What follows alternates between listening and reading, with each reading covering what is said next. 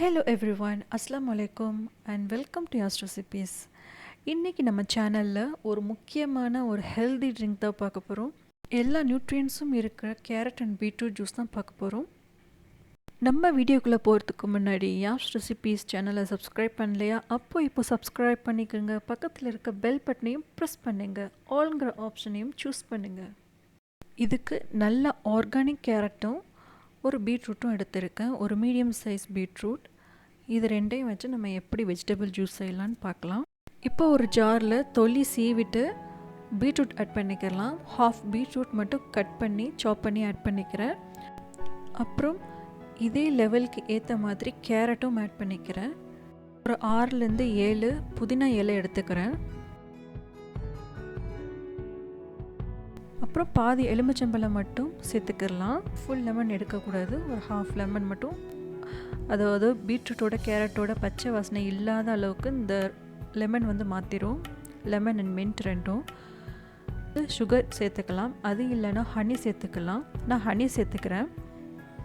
So இதை நம்ம grind பண்ணி எடுத்துக்கிடலாம். ஃபர்ஸ்ட் இதை நம்ம ஸ்டார்டிங்கில் இப்படி தான் இருக்கும். அதுக்கப்புறம் கொஞ்சமாக ஆட் பண்ணிக்கலாம் தண்ணி. நான் ஒரு 2 டேபிள் ஸ்பூன் கிட்ட ஆட் பண்ணி அதையும் அரைச்சி எடுத்துக்கிறேன். இப்போது இதை விட நல்ல சாஃப்டான நம்மளுக்கு கன்சிஸ்டன்சியில் கிடைக்கணும். அதனால் இன்னும் கொஞ்சம் தண்ணி ஆட் பண்ணிக்கிடலாம். அப்போ தான் நிறைய ஜூஸ் இதுலேருந்து வெளியே வரும். அதே மாதிரி 2 டேபிள் ஸ்பூன் ஆட் பண்ணிக்கிறேன்.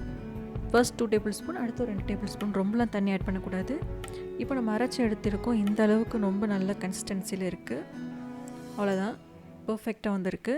இப்போது நம்ம வந்து ஒரு வடிகட்டியில் வடித்து எடுத்துக்கலாம்.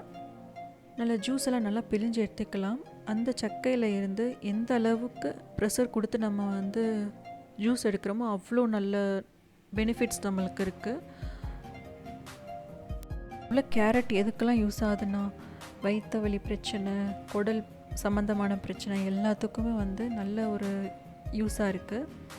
அதுவும் இல்லாமல் இது வந்து கேன்சரை ப்ரிவெண்ட் பண்ணுறக்கூடிய ஒரு தன்மை இருக்குது. நம்மளுக்கு எல்லாருக்கும் தெரியும் இதில் விட்டமின் ஏ அதிகமாக இருக்குது அப்படின்னு.